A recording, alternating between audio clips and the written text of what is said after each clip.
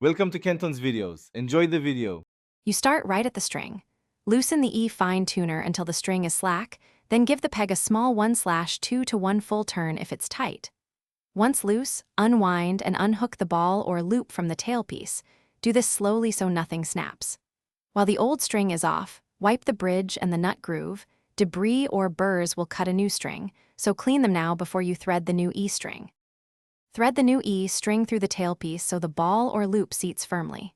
Next, feed the other end through the peg hole, leaving about 2 to 3 wraps on the peg.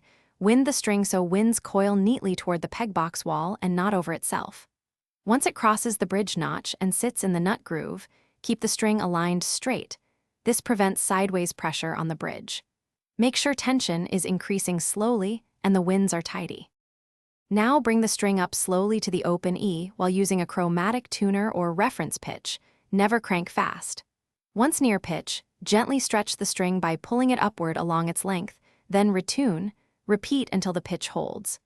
Make sure the bridge remains upright and the string passes cleanly through the nut and fine tuner.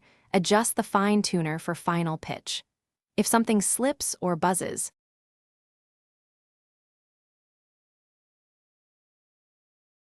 Thanks for watching. Consider subscribing if we helped you.